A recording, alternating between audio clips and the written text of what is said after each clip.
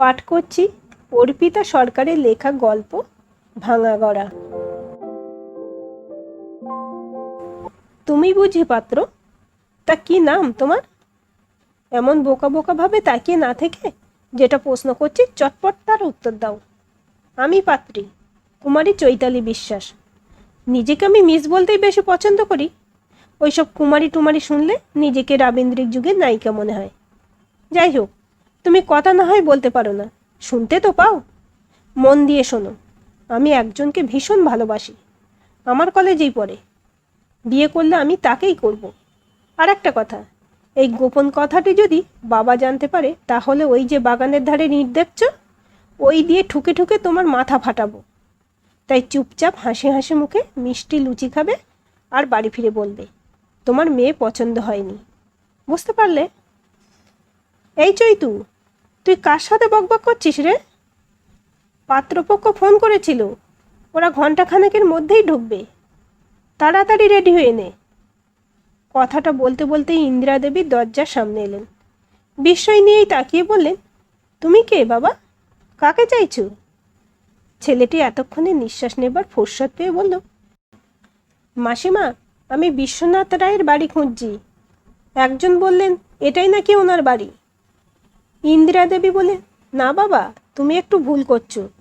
বিশ্বনাথ রায়ের বাড়ি আমাদের ঠিক পাশের সবুজ গেটের বাড়িটা। ছেলেটি কাঁচুমাচু মুখ করে বলল, ওহো, দুঃখিত, কিছু মনে করবেন না। ছেলেটি পিছন ঘুরতেই চৈতালি বলল, তুমি কথা বলতে যখন পারো তখন নিজের নামটাও বলে যাও। আর কোন ক্লাস হলো খোকা? ছেলেটা বাগানে থাকা থান ইটগুলোর দিকে ভয়ে ভয়ে তাকিয়ে বলল, আমার নাম অরিত্র চৌধুরী, আমি পিএইচডি করছি হিস্ট্রিতে। অরিত্র পায়ে পায়ে এগিয়ে গেল বিশ্বনাথ বাবুর বাড়ির দিকে। বিশ্বনাথ কাকু একা মানুষ, বিয়ে থা করেননি। তার আবার আত্মীয় জুটল কোথা থেকে, সেটাই ভাবছিল চৈতালি। এত বছরে ভদ্রলোকের বাড়িতে কাউকে আসতে দেখেনি। এমনকি পাশাপাশি থাকলেও ওদের পরিবারের সাথে তেমন সদ্ভাব নেই। ভদ্রলোকের বয়স 65-র কোঠার দিকে ছুটছে, অথচ এতটুকু নমনীয় নন। পাড়ার পুজোয় চাঁদা নিতে এলে 100 টাকার বেশি চাঁদাই কোনোদিন দেন না। পাড়ার ছেলেরা ওকে সেলফিশ জায়েন্ট বলে ডাকে।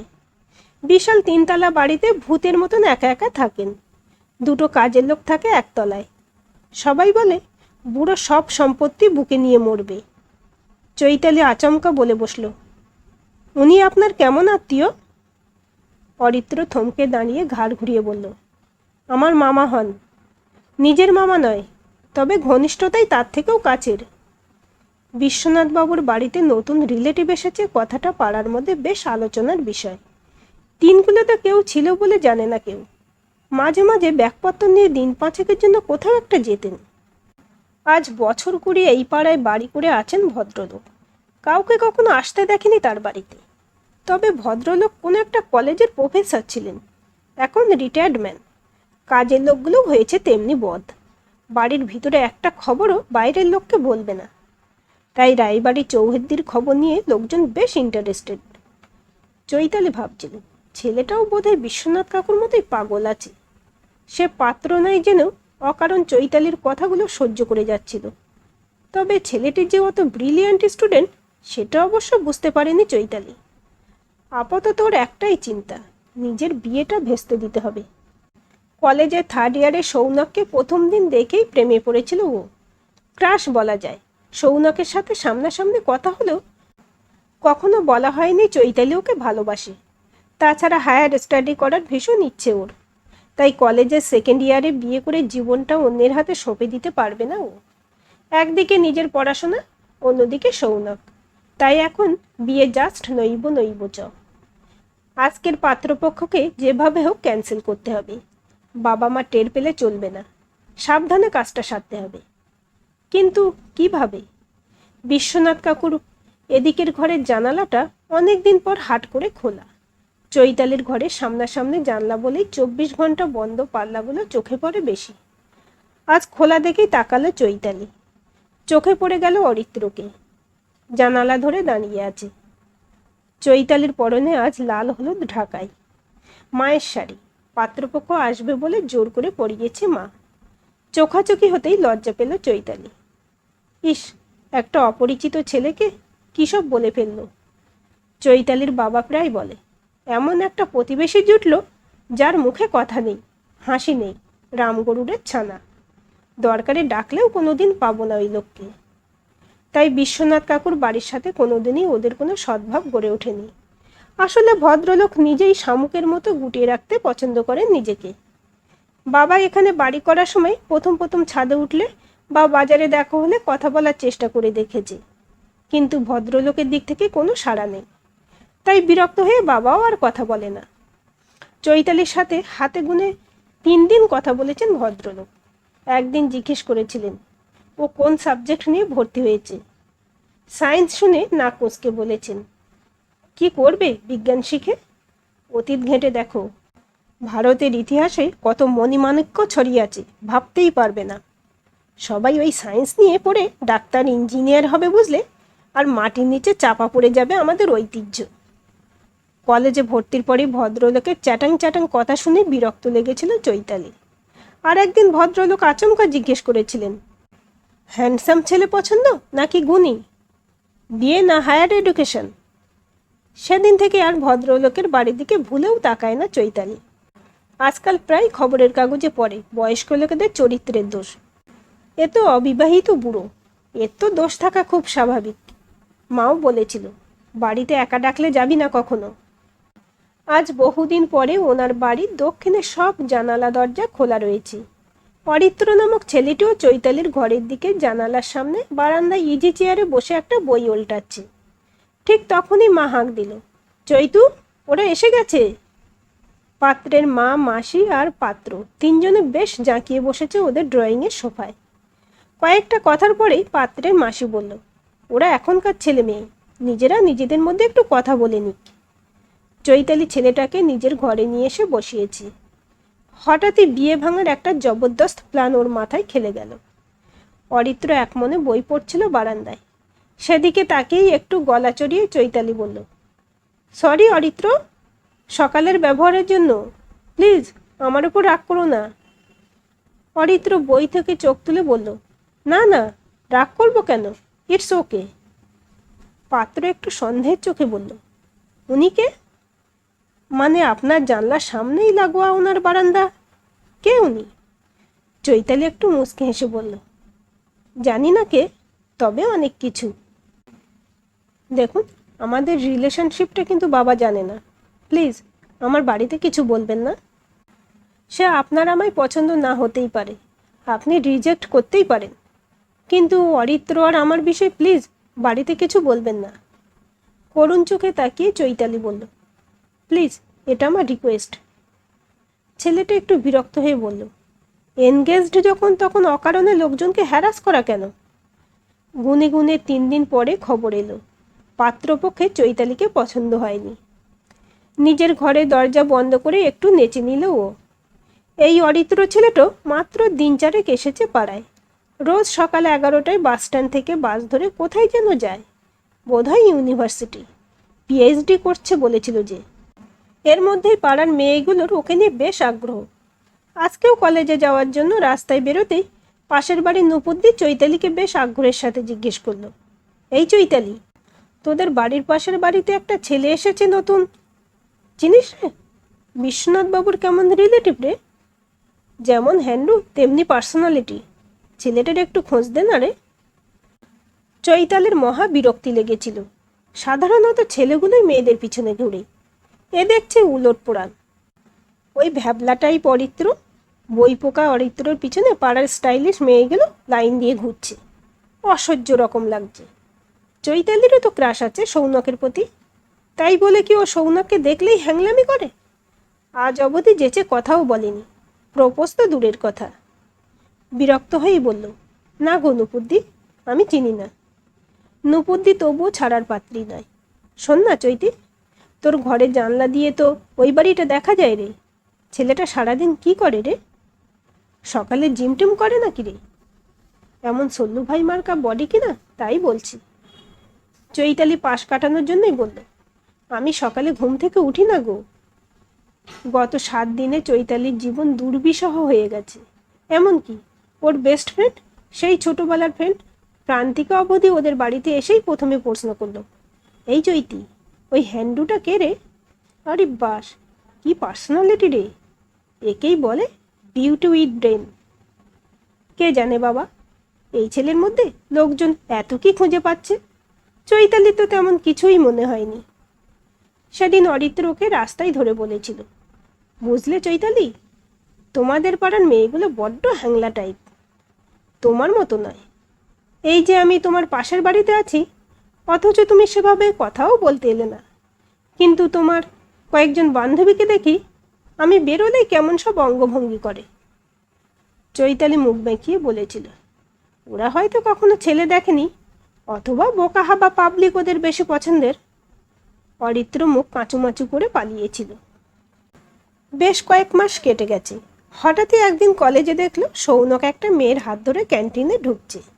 ক্যান্টিনে যারা বসেছিল তাদের সবার সাথে ওপেনলি মেয়েটাকে ইন্ট্রোডিউস করিয়ে দিল Shounak. Meet Trisha, my girlfriend, my heartthrob. তারপর মজার ছলেই বন্ধু দিদিকে তাকিয়ে বলল, ওকে প্রপোজ করে হ্যারাস করিস না তোরা। সবটাই চেয়ারে বসে দেখলো চৈতালি। ভিতরে একটা চিনচিনে ব্যথা অনুভব করছিল। সেই প্রথম দিন থেকে সৌনককে ওর ভালো লাগতো। হয়তো বলা হয়ে ওঠেনি কোনো দিন, তাই বলে কি মনের কথা বুঝতেও পারল না সৌনক? এনগেজড হয়ে গেল অন্য কারোর সাথে। অদ্ভুত একটা কষ্ট নিয়ে কঙ্গ জানিয়েছিল সৌনককে। সৌনক হেসে বলেছিল, থ্যাংক ইউ। কলেজে থার্ড ইয়ারে দেখতো রোজই তৃষা সৌনকের বাইকে চেপে কলেজে আসছে। ওকে নামিয়ে দিয়ে বেরিয়ে যেত সৌনক। ও তখন কলেজ ছেড়েছে। আস্তে আস্তে একটু একটু করে মনের দুয়ারটা বন্ধ করে দেওয়ার চেষ্টা করছিল চৈতালি। সৌনকের জন্য যে জায়গাটা এতদিন নির্দিষ্ট করে রেখেছিল সেটার দুয়ারে চাবি ঝোলাতে বাধ্য হয়েছিল। ফাইনাল এক্সামের কিছুদিন আগেই বাবা আবার একটা পাত্রের সন্ধান নিয়ে হাজির হলো। চৈতালির কোনো কথাই কোনোদিন বাবা শোনেনি, বরং এটাই বলে, তোর জন্য আমি যেটা করব সেটাই জানবি পারফেক্ট হবে। মাকেও কোনোদিন বাবার বিরুদ্ধে রুখে দাঁড়াতে দেখেনি চৈতি, বরং মা বাবার সব মন্তব্যে ঘাড় নেড়ে সম্মতি জানিয়েছে। এ বাড়িতে তাই বাবার কথাই শেষ কথা। তবুও চৈতালি শেষ চেষ্টা করতে গিয়েছিল। বাবা, সামনেই আমার এক্সাম, ওটা হয়ে গেলে না হয়। ওর কথা শেষ করতে না দিয়েই বাবা বলেছিল, তোমার এক্সাম শেষ হওয়া পর্যন্ত তো ভালো পাত্র বসে থাকবে না, তাই একদিন বিকেলে এসে দেখে গেলে এমন কিছু মহাভারত অশুদ্ধ হয়ে যাবে না। চৈতালি নিজের মনেই ভাবছিল, বেশ, তবে তাই হোক, সৌনকের স্বপ্নটা তো ভেঙেই গেছে। এভাবে বাবার সাথে যুদ্ধ করে পড়াশোনাটাই বা কতদূর এগোতে পারবে ও? বরং বিয়ের পরে যদি ওই বাড়ি থেকে ওকে পড়াবার সুযোগ দেয় তবে মন্দ হয় না। ওর দুটো পরিচিত মেয়ে তো বিয়ের পরে এমএসসি কমপ্লিট করেছে, হায়ার স্টাডি করেছে। হালছাড়াভাবেই মেনে নিয়েছিল বাবার সিদ্ধান্তকে। না, আর বিয়ে ভাঙা নাটক করতে হবে না ওকে। পাত্রপক্ষ এক কথায় চৈতালিকে পছন্দ করে চলে গেল। পাত্র দেখতে শুনতে ভালো, ওয়েল এস্টাবলিশড। চৈতালিদের বাড়ি থেকেও আগামী সপ্তাহে দেখতে যাবে, এমনই কথা হলো। তারপরে কোথা থেকে যে কি হয়ে গেল, পাত্রপক্ষ ফোন করে বলল, না, মেয়ে তাদের পছন্দ নয়। পাত্র নাকি বাড়ি গিয়ে আপত্তি জানিয়েছে। এমএসসি ভর্তি হয়েছে চৈতালি। বাবার চেষ্টায় আরও 3 দল পাত্রপক্ষের সামনে শাড়ি পরে সেজে বসেছিল ও। হাসি মুখেই চা কফি পরিবেশন করেছিল। তারপরেও যথারীতি পাত্রপক্ষ পছন্দ নয় ঘোষণা করেছিল ফোনে। পাড়ায় একটা হাসির রোল শুরু হয়েছিল। বন্ধুরা পর্যন্ত কৌতূহলে জানতে চাইতো, এই চৈতি, এবারেও বাতিল করলো নাকি রে? তোকে দেখতে এত সুন্দর, শিক্ষিত, তোকেও বাতিল করে? সেদিন রাস্তায় আচমকাই অরিত্রের সাথে দেখা। এর আগেও কয়েকবার দেখা হয়েছে চৈতির, কিন্তু অরিত্র হাসলেও চৈতি সেভাবে পাত্তা দেয়নি। সেদিন চৈতিকে দেখে অরিত্রই আগ বাড়িয়ে বলল, কি ব্যাপার, এখনো কি পাত্রপক্ষ এলে মাথায় ইঁট ঠোকার ভয় দেখাও নাকি? প্রায় দেখছি একদল করে আসছে আর যাচ্ছে। তো তোমার ক্রাশ সৌনকের খবর কি? চৈতালি বিরক্ত হয়ে বলল, তাতে তোমার কি দরকার? সৌনক তৃষা নামের একটি মেয়ের সাথে প্রেম করে, ও আর আমার ক্রাশ নয়, বুঝলে? অরিত্র অবাক চোখে তাকিয়ে বলল, যা বাবা, তাহলে পাত্রপক্ষ পালাচ্ছে কেন? পাড়ার সবার আলোচনার বিষয় তো এখন তুমি চৈতালি, তাই শুনবো না মনে করলেও কাজের লোকও এসে বলে যায়। চৈতালি ক্লান্ত হেসে বলল, খুব মজা লাগছে বুঝি? বারবার বিয়ে ভেঙে যাওয়া, রিজেক্ট হওয়া মেয়েকে নিয়ে মজা করতে বেশ লাগছে, তাই না? অরিত্র একটু ঘাবড়ে গিয়ে বলল, এ মা, না না, আমি সেভাবে বলিনি, হার্ট করতে চাইনি। আমি তো ভাবছিলাম তুমিই হয়তো বিয়েটা ক্যান্সেল করছো। আসলে এ পাড়ায় প্রথম আসার স্মৃতিটা আমার টাটকা কি না, তাই। যাই হোক, আমি আর বেশি দিন এখানে থাকবো না, বুঝলে। কলেজে লেকচারার হয়েছি, মামার কাছ থেকেও হয়তো চলে যেতে হবে। ভাবছি দক্ষিণ কলকাতায় একটা ফ্ল্যাট নিয়ে থাকবো। তাতে আমার পড়াশোনারও সুবিধে আর যাতায়াতেরও। অরিত্রের সাথে কথা বলতে বলতেই রাস্তা দিয়ে হাঁটছিল চৈতালি। বেশ বুঝতে পারছিল পাড়ার অনেকের চোখ ওর দিকেই স্থির। অরিত্রর অবশ্য সেদিকে খেয়াল নেই। বলছিল, তুমি যেন কোথায় টিউশন নিতে যাও চৈতালি। আগে নিজে প্রতিষ্ঠিত হও, তারপর বিয়ে করবে, বুঝলে। না হলে সারা জীবন আমার মায়ের মতো। কথাটা অর্ধসমাপ্ত রেখেই হনহন করে হেঁটে প্রায় পালালো অরিত্র। চৈতালি কথার ছন্দ কেটে যাওয়ায় পিছনে ঘুরে দেখতেই দেখল বিশ্বনাথবাবু বেশ কটমট করে ওর দিকে তাকাচ্ছেন। বোধহয় ভাবলেন ওনার ওই নিধি ভাগ্নেটিকে চৈতালি ফাঁসাতে চাইছে। অসহ্য লাগে ভদ্রলোককে। নিজেকে কি ভাবে কে জানে ভদ্রলোক। চৈতালিও মুখ ঘুরিয়ে বাড়িতে ঢুকে গেল। অরিত্র যে ওর মামাকে বেশ ভয় পায় সেটাও বুঝতে পারল চৈতালি। এমনিতেই কদিন ধরে বিরক্তিতে মনটা ভারাক্রান্ত ওর। বাড়িতে দিনরাত একই আলোচনা হচ্ছে, কেন পাত্রপক্ষ এখানে চৈতিকে পছন্দ করে গিয়েও বাড়ি ফিরে ক্যান্সেল করে দিচ্ছে। বাবার মুখ গম্ভীর, মায়ের ভ্রুর ভাঁজে চিন্তার থাবা বসিয়েছে। চৈতির মনে হচ্ছে ও বোধহয় এ বাড়ির মারাত্মক বোঝা হয়ে বসে আছে, তাই সবাই মিলে উঠে পড়ে লেগেছে ওকে তাড়াতে। এই দুঃসহ পরিস্থিতির মধ্যে ওই গোলাপি খামের টুকরো চিঠিগুলোই একমাত্র ভালো লাগার জায়গা। চিঠির প্রেরককে চৈতি চেনে না, কিন্তু জানে প্রতি মঙ্গলবার আসবে এই চিঠি। কে যে দিয়ে যায় কে জানে। বাড়ির পোস্ট বক্সে আর কোনো চিঠিই আসে না। এখন তো ফোন, হোয়াটসঅ্যাপ, মেলের যুগ। এখন কে কষ্ট করে লিখবে এই চিঠি? প্রতিটা চিঠির উপরে লেখা থাকে চৈতি হাওয়া, আর ইতির পরে শুধুই কতকগুলো ডট ডট। কোনো চিঠিতেই ভালোবাসার কথা লেখা নেই, নেই কোনো প্রপোজাল। অথচ কি মিষ্টি ভাষায় লেখা এই চিঠিগুলো। এতদিন পর্যন্ত রাস্তার গোল্লা চিঠি থেকে শুরু করে ফেসবুকের মেসেজ পর্যন্ত শেয়ার করেছিল প্রান্তিকার সাথে। এই প্রথম গোটা দশেকে চিঠির কথা বলতে পারল না কাউকে। যেন এই এক টুকরো সুখের বারান্দায় কাউকে প্রবেশের অধিকার দিতে চাইল না মন। হঠাৎই খেয়াল হলো আজ তো মঙ্গলবার। ছুটে গিয়ে খুলল পোস্ট বক্স। ওদের বাড়ির গেটের বাইরেই পোস্ট বক্সটা এতদিন পরেই ছিল অব্যবহৃত হয়ে। খুলতেই বেরিয়ে এলো গোলাপি খামের চিঠিটা। চৈতি হাওয়া, বলো তো আমি কে? যাও দক্ষিণের জানলা দিয়ে সোজা তাকাও, যাকে দেখবে প্রথমে আমি সে। ইতিহাসের অতীত ঘাঁটা রোমান্টিকতার লেশমাত্র নেই যার চোখে।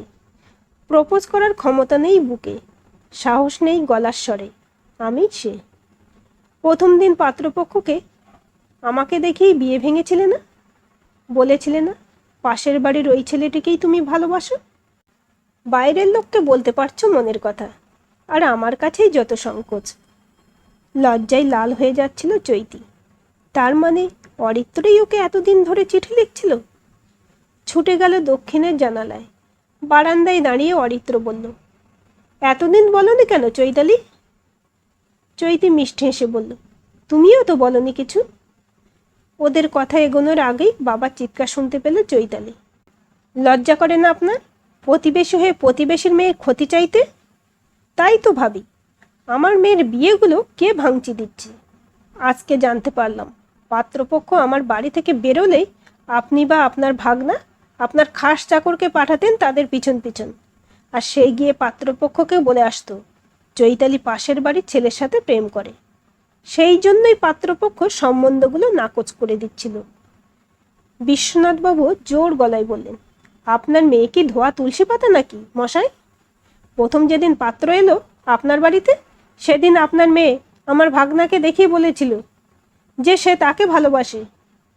ডাকুন আপনার মেয়েকে, বলুক সে আমি মিথ্যে বলছি কিনা। পাত্রপক্ষ নিজে আমার বাড়িতে এসে জিজ্ঞেস করে গিয়েছিল এই কথা সত্যতা। চৈতালির ডাক পড়ল। মাথা নিচু করে চৈতালি স্বীকার করল, হ্যাঁ সে বলেছিল। বিশ্বনাথবাবু আরও জোর গলায় বললেন, জিজ্ঞেস করুন আপনার মেয়েকে আমার ভাগনার সাথে চিঠি চালাচালি করে কিনা। চৈতালি আবার সম্মতি জানাতেই চৈতির বাবা বলে উঠল, ওহো, ভিতরে ভিতরে এত দূর? বিশ্বনাথবাবু লাফিয়ে উঠে বললেন, বলি, আমার ভাগনা অরিত্র কম কিসে শুনি?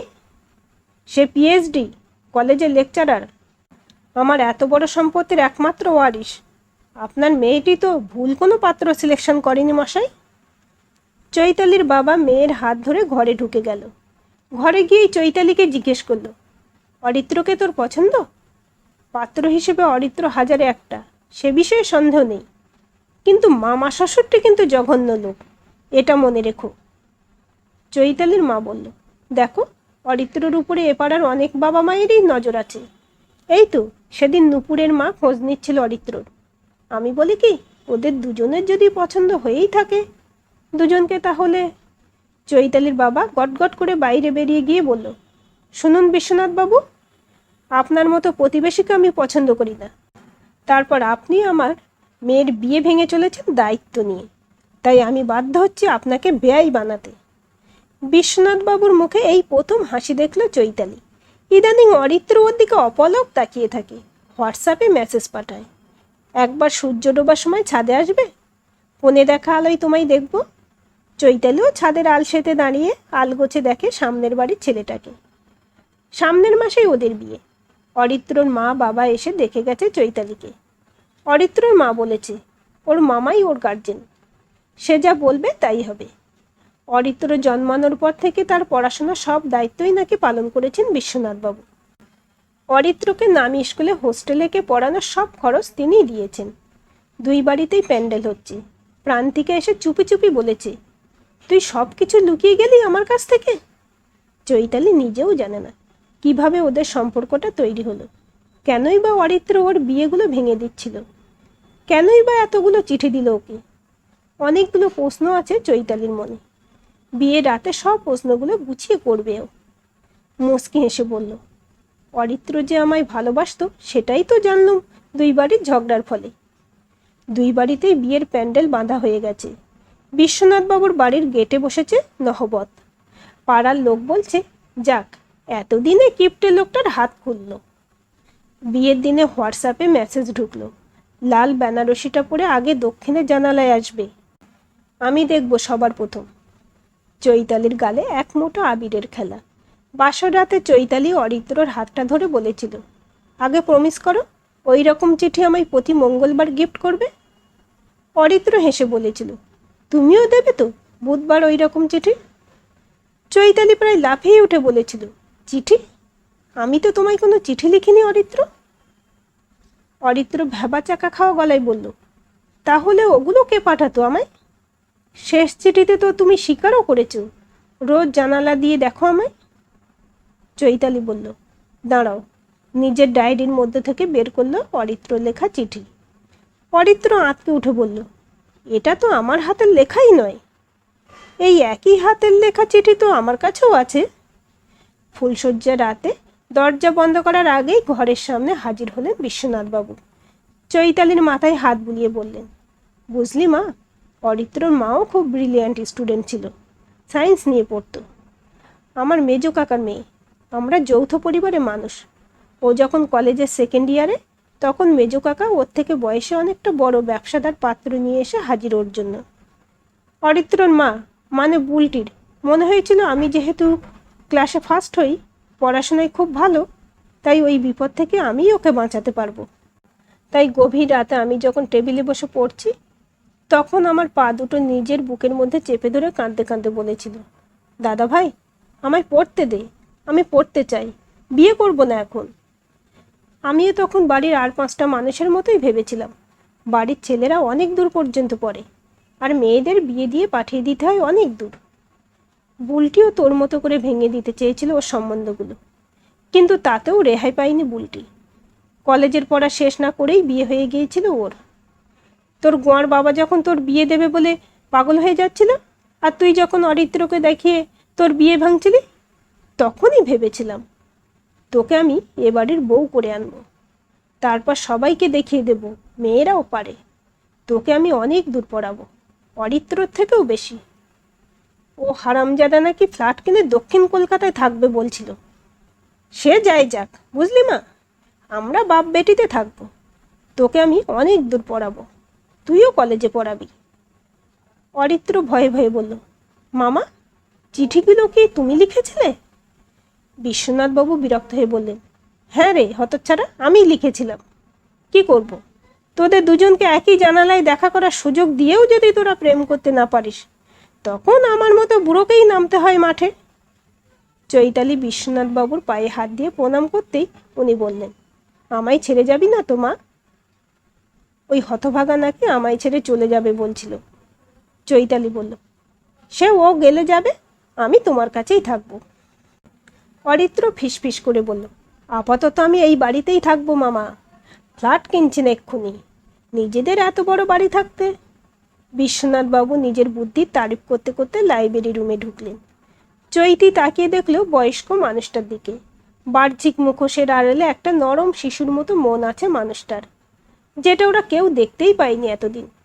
অরিত্র বারান্দায় দাঁড়িয়ে চৈতির বাড়ির বাগানের দিকে তাকিয়ে বলল, চৈতি, ওই যে তোমাদের বাগানে থানিটগুলো, যেগুলো দিয়ে তুমি আমার মাথা ঠুকে ঠুকে ভাঙবে ভেবেছিলে। চৈতি লজ্জা পেয়ে বলল, আর তুমি কি ভেবেছিলে? অরিত্র মুচকি হেসে বলল, আমি ভেবেছিলাম এমন ডাকাত বউ কার হবে কে জানে। পূর্ণিমার চাঁদের আলোয় দুই বাড়ির ছাদ প্লাবিত হচ্ছে। আজকের এই গল্পটি আপনাদের কেমন লাগলো কমেন্ট করে জানাবেন। ভালো লাগলে অবশ্যই একটা লাইক দেবেন আর চ্যানেলটি সাবস্ক্রাইব করে সাথে থাকবেন।